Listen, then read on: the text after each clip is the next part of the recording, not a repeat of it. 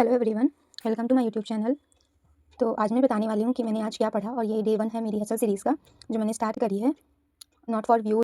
तो शुरू करते हैं। सबसे पहले मैंने आज आईओसी में 2 आवर की प्रैक्टिस करी है, क्लास 11th की पूरी केमिस्ट्री की 2026 के पीवाईक्यूज़। मैंने ट्रेंड एनालिसिस देखा है और मुझे यही लगता है कि इस बार जो केमिस्ट्री थी उसमें क्वेश्चंस डुएबल थे पर काफ़ी घुमा कर पूछे गए थे। लाइक क्वेश्चन अगर आपको कोई चैप्टर डेप्थ में आता है तभी आप वो क्वेश्चन अटेम्प्ट कर पाओगे। अगर ऊपर से सरफेस लेवल पर कर रखा है तो आप किसी न किसी ऑप्शन में फंस जाओगे और निगेटिव हो जाएगा। सो या केमिस्ट्री के लिए मेरी प्लानिंग ये है कि मुझे डेप्थ में केमिस्ट्री करनी है theory wise. Then I will do some practice PYQs also.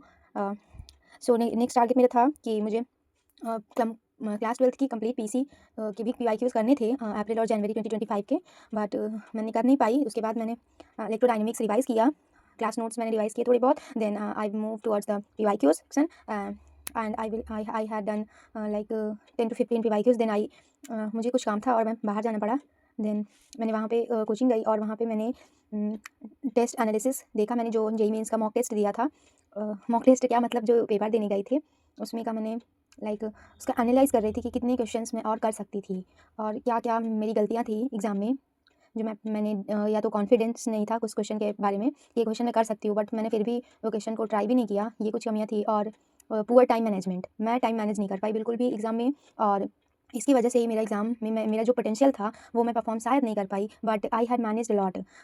मुझे पता है एग्ज़ाम में मैंने अपना पोटेंशियल स्कोर जो था वो तो नहीं ला पाई, पर मैं उस दिन एग्ज़ाम वाले दिन अगर मैं उस हिसाब से देखूँ तो मैंने बहुत ही ज़्यादा नेगेटिव मार्किंग को ध्यान में रख लिया और उसकी वजह से, डर की वजह से मैंने आगे अटेम्प्ट भी नहीं कर पाई मैं क्वेश्चंस को।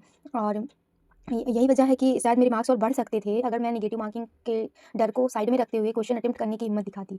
बीइंग अ सेकंड ड्रॉपर, मैं बस इतना बोलूँगी कि कॉन्फिडेंस रखना चाहिए एग्ज़ाम देने जाते समय या फिर जब भी आप पेपर में बैठे हो, कॉन्फिडेंस रखना चाहिए कि हाँ, आपने जो पढ़ा है आप क्वेश्चन को ट्राई तो करो at least.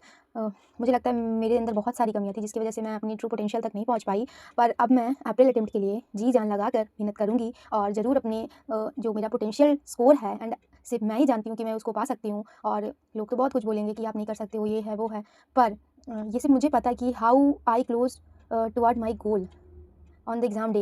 But I panic a lot and panic करके एग्ज़ाम में जो आते हुए क्वेश्चंस थे वे भी भूल गए। फार्मूलाज मुझे याद है मैंने एग्ज़ाम में मैग्नेटिक्स हॉलो सिलेंडर वो सॉलिड सिलेंडर का क्वेश्चन था, मुझे आता था, मुझे फार्मूलाज भी पता थे। बट मुझे उस दिन एग्ज़ाम में स्ट्रेस की वजह से या फिर जो भी पैनिक था उसकी वजह से मैं फार्मूला ही भूल गई और उस क्वेश्चन को अटेम्प्ट करने में मैंने याद ही नहीं आया तो क्या अटेम्प्ट करूँ, मैं भूल ही गई, एकदम से दिमाग से उतर गया एंड अब रिग्रेट करने का क्या फ़ायदा। बट या लेट्स मूव ऑन करना पड़ेगा। अगर नहीं भी करते हैं तो आपकी अप्रैल अटेम्प्ट ख़राब हो जाएगी, ये भी मुझे पता है।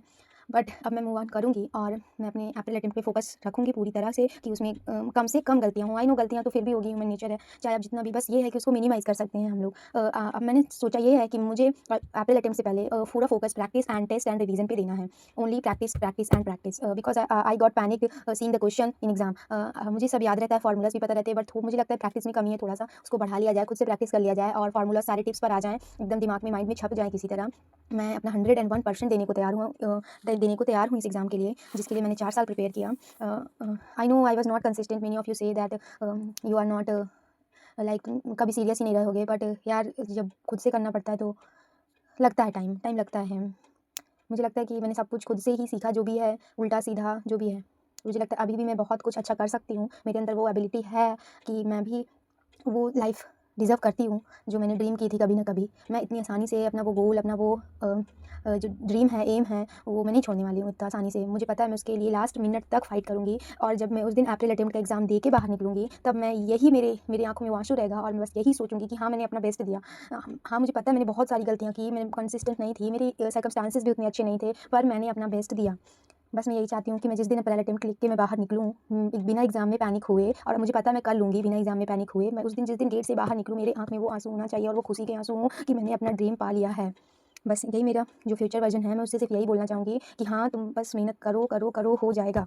तुम एक बार अपना 101% दो, बीती बातों को भूलकर, फ्यूचर को नेक्स्ट साइड में रखकर, सिर्फ प्रेज़ेंट पे फोकस करते हुए, सिर्फ प्रेज़ेंट और प्रेज़ेंट को ही अपना सब कुछ मानते हुए, उसमें अपना 100% देते हुए, if you focus toward your goal, you will definitely achieve your dream. या आई नो ड्रीम कहना गलत है, ये मेरा एम है, क्योंकि मैंने इसके लिए क्लास 11 से सपना देखा और मैंने इसके लिए अपनी लाइफ के 4 साल इसमें लगा दिए। तो या मैं ज़रूर से ज़रूर, मैं पागल हूँ जेईई के लिए हूँ। जिसको जो कहना है यार कह देता है कि हाँ, जेईई तुम्हारे लिए नहीं है यार, लेकिन यही है कि मुझे लगता है यार मैं कर सकती हूँ, तो मैं करूँगी।